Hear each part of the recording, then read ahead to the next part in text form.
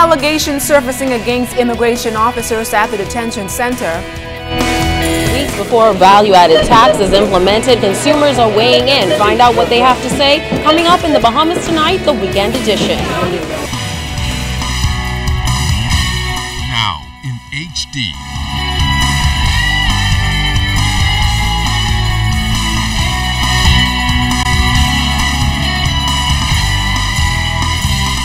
ZNS Network presents The Bahamas Tonight.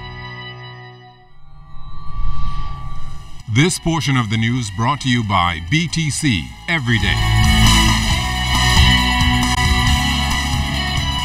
Good evening, everyone, and welcome to the Bahamas Tonight, the weekend edition. I'm LaDawn Davis. Thanks so much for tuning in. Topping the news tonight, complaints are now widening against immigration officers and their actions involving detainees. Minister of Foreign Affairs and Immigration Fred Mitchell speaking out on the decision taken against a senior immigration officer accused of sexually assaulting a detainee at the Carmichael Detention Center. While that matter is currently being investigated by the police, Mitchell says a second complaint has surfaced, but this time over missing funds. I want the public to know that we are on top of all complaints which are lodged by people about the conduct of immigration officers, and that's the point.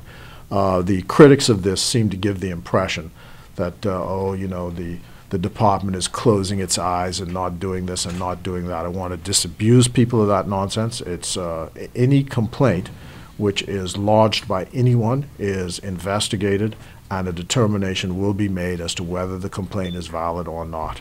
Immigration Minister Fred Mitchell says the chips will fall where they may in wake of the alleged sexual assault made against a senior officer by a Jamaican detainee at the Carmichael Detention Center. During a press conference, Mr. Mitchell explained why the senior immigration officer was placed on administrative leave. Administrative leave is a procedure which is when there is a complaint against someone of the kind of disciplinary nature or potential disciplinary nature. There's a procedure under general orders where someone can be placed on administrative leave while the matter is investigated. When asked if this latest allegation will have a direct impact on his efforts to defend the Bahamas against claims of abuse against illegal migrants, Mr. Mitchell responded this way. I don't think it's going to have any impact, except in the short term there'll be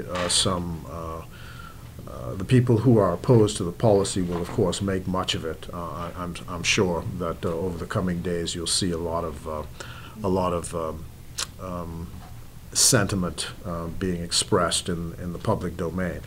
Another complaint was made by a detainee over funds that apparently went missing upon his release from the detention center. Mr. Mitchell also provided an update on that initial investigation. It was discovered that money which was checked in upon his arrival was missing, or some of it, as he was being released. If the property is not found, the police are to begin a criminal investigation into the matter. I want to make it clear that I do not countenance any malfeasance on the part of individuals who are part of this department. While immigration officials are unable to say when they will wrap up their investigations into these allegations, they are assuring the public that these matters will be dealt with according to immigration laws.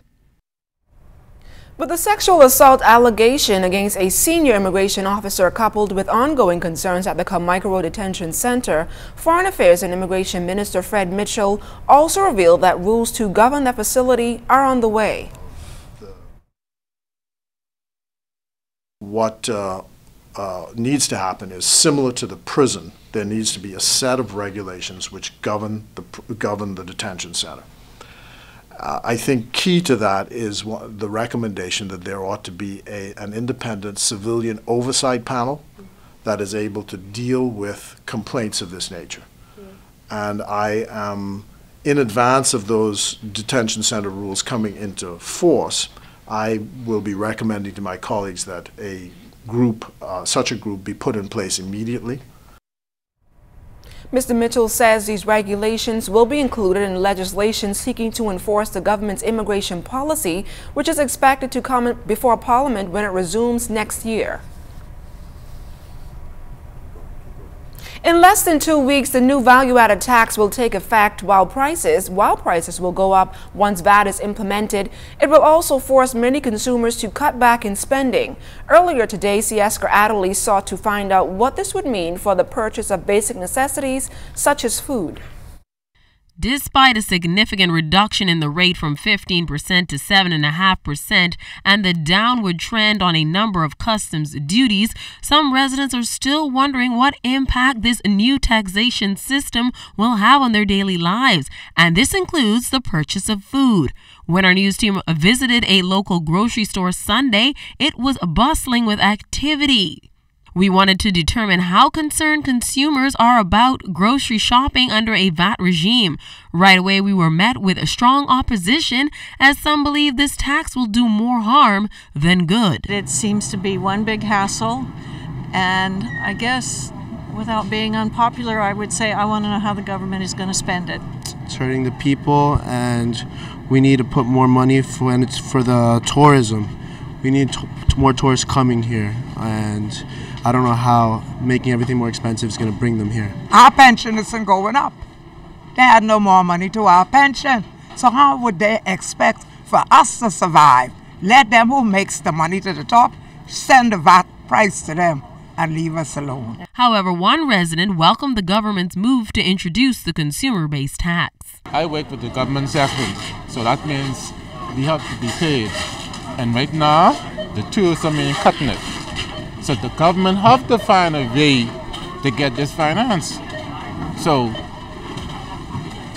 after a while, I think the people can get used to it.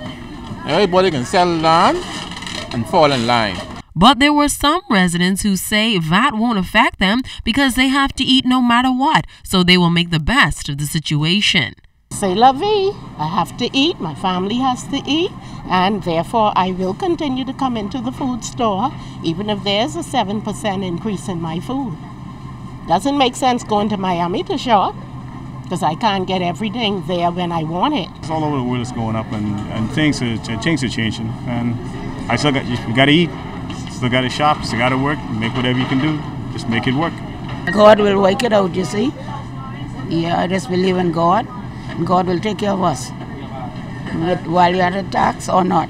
Although the consumers that we spoke to gave mixed views, one thing they can all agree on is that it's coming and they're going to be ready one way or the other. Sia Scatterly, ZNS Network News. In crime news this evening, police cracking down on a major armed robbery ring here in the capital. They have taken into custody 10 adult males and an adult female believed to be part of that armed robbery connection. Officers also recovered a number of suspected stolen cell phones from the suspects. They're also being questioned in connection with several recent murders. During a second arrest, police acting on intelligence descended on a nightclub on Rosetta Street where they met 6 Jamaican women, 2 Dominican women, and a Colombian female suspected of being involved in lewd dancing and solicitation for prostitution. The women were taken into custody for breach of the Immigration Act. The club owner was also arrested for breach of the Business License Act.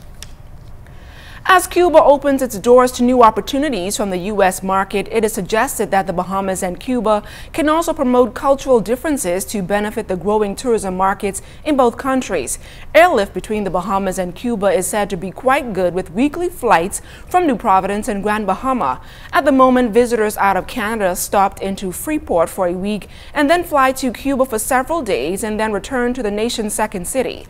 Cuban Ambassador His Excellency Ernesto Guzman says Cuba and the Bahamas can build on this trend and those things that are different for visitors. We have to take an advantage of those differences that we have now. You know, difference in terms of, we have in Cuba mountains, you don't have here mountains. You have here casinos, we don't have casinos in Cuba. We have a rich cultural life in Cuba. You have here the Yun Canoe. So those kind of difference is that what I mean, that you know that we have to take advantage in order to take them. Okay, in the Bahamas you can see the Yun Canoe. If you go to Cuba you can see the carnival in Havana.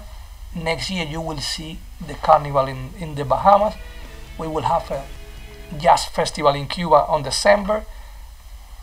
So if you want to make ecotourism, you can fly to the eastern part of Cuba and make ecotourism and later coming back here and diving. So create those kind of programs that will be very, very interesting for the tourists. And still to come, Santa already making its stops across communities in the capital, bringing cheers to many. That story and more when the Bahamas Tonight, the weekend edition, continues.